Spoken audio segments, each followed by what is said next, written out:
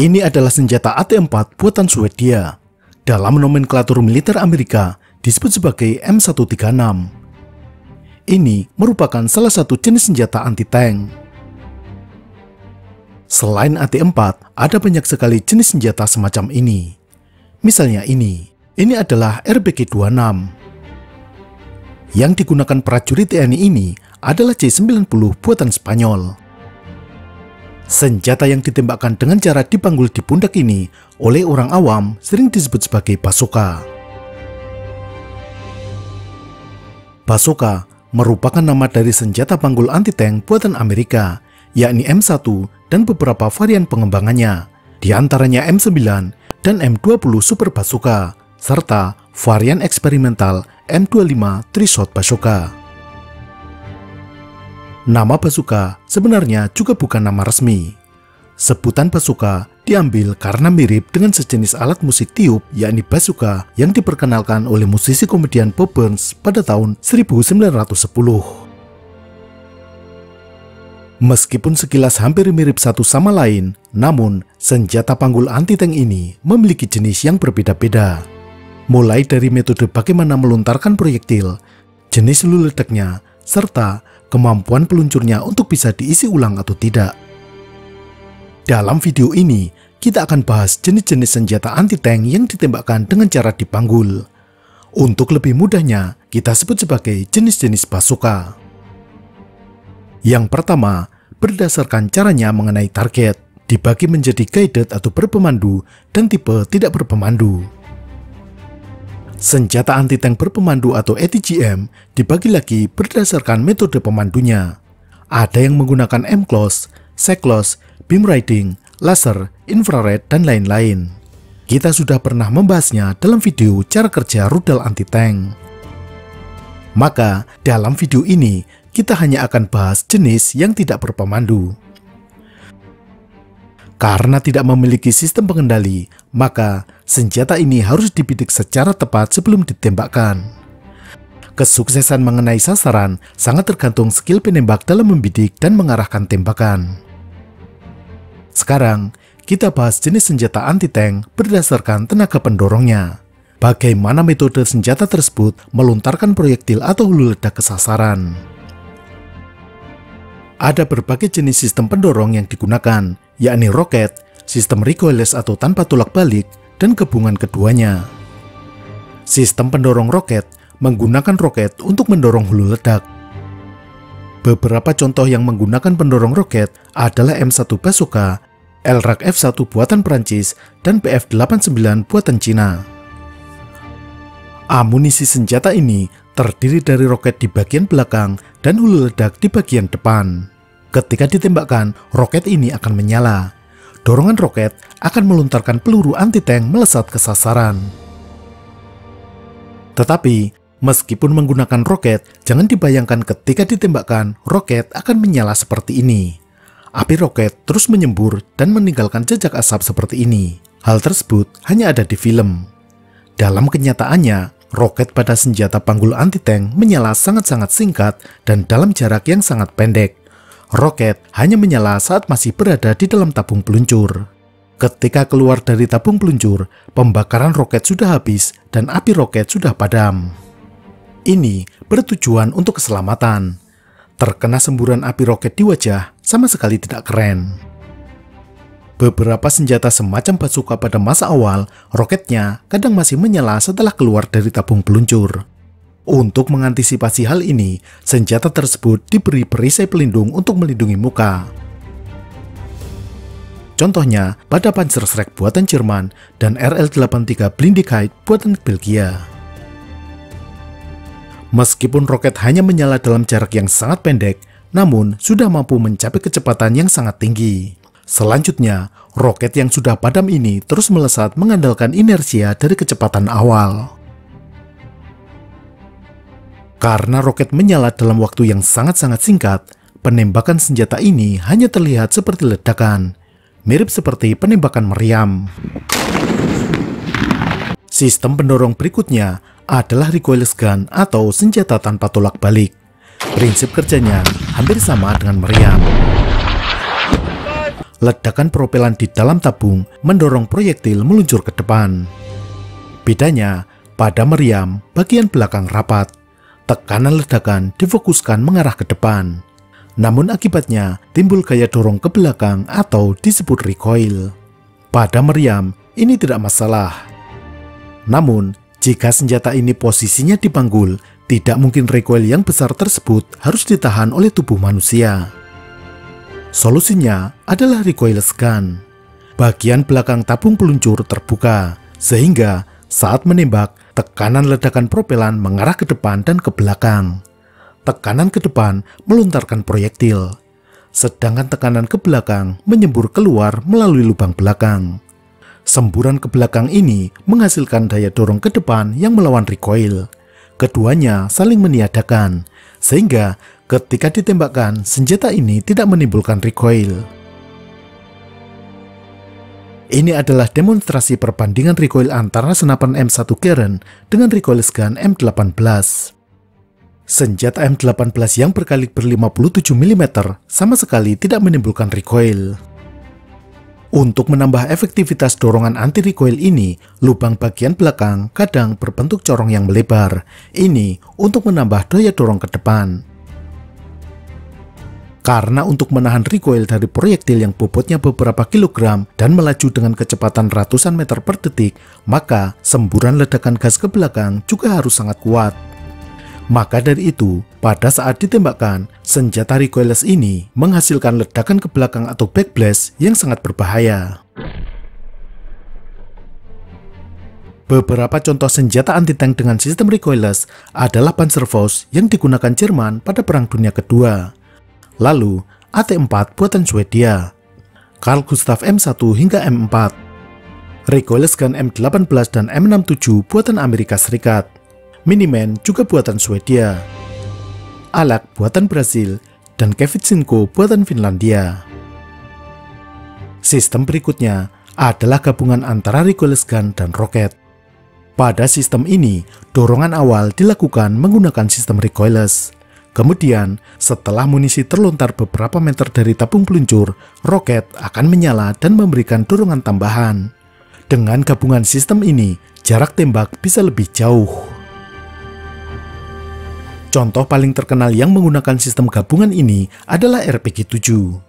Roket pada munisi RPG-7 menyala setelah berjarak sekitar 10 meter dari peluncur. Sistem yang serupa juga digunakan pada Panzerfaust 3 buatan Jerman. Recoilless rifle Carl Gustaf juga memiliki amunisi khusus yang diberi roket tambahan, yakni amunisi FFV 551. Amunisi ini disebut sebagai RAP atau Rocket Assisted Projectile. Setelah proyektil dilontarkan dengan sistem recoilless, roket akan menyala memberi dorongan tambahan sehingga jarak tembaknya makin jauh.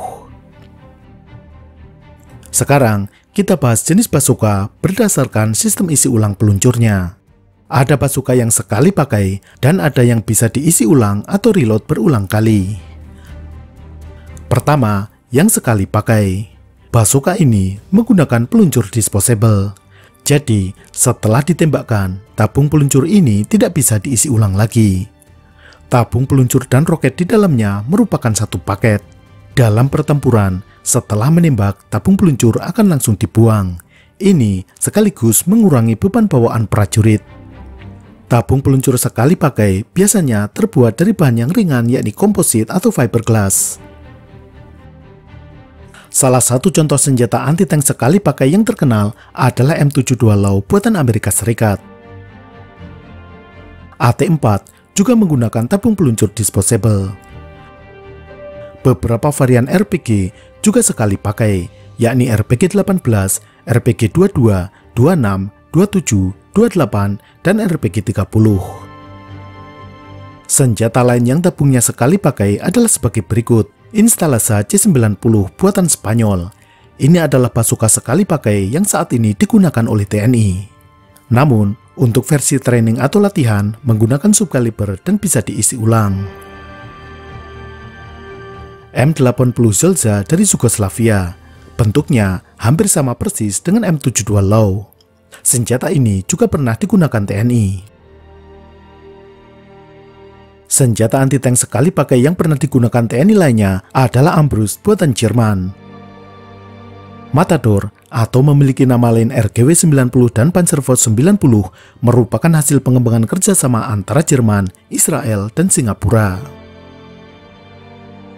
Selanjutnya, dari Cina ada PF-89 yang berkaliber 80 mm. Panzerfaust yang digunakan Jerman pada Perang Dunia Kedua juga merupakan senjata sekali pakai.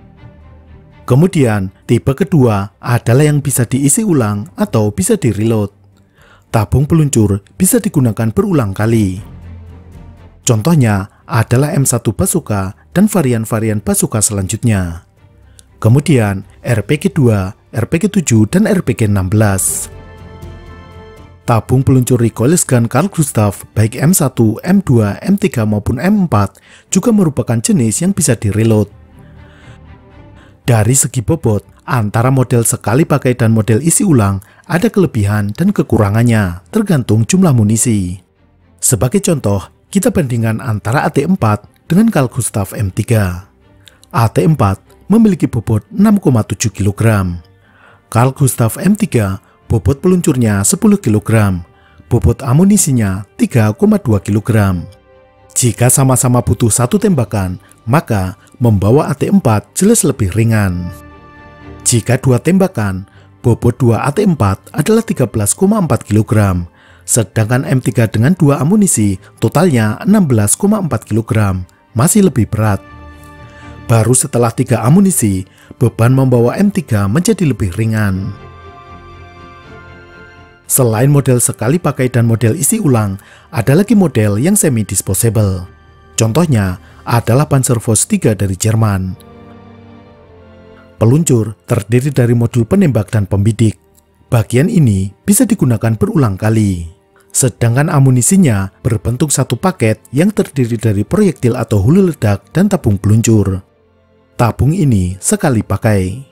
Sebelum digunakan, modul penembak dan pembidik dipasang pada tabung peluncur. Untuk menembak lagi, modul ini dilepas dan dipasang pada tabung yang baru yang masih ada hulu ledaknya. Senjata lain yang berjenis semi-disposable adalah SMAW atau Soldier Launch Multipurpose Assault Weapon. Bagian mekanisme penembakan, alat bidik dan tabung peluncur depan bisa digunakan berulang. Roket berada dalam tabung tersendiri.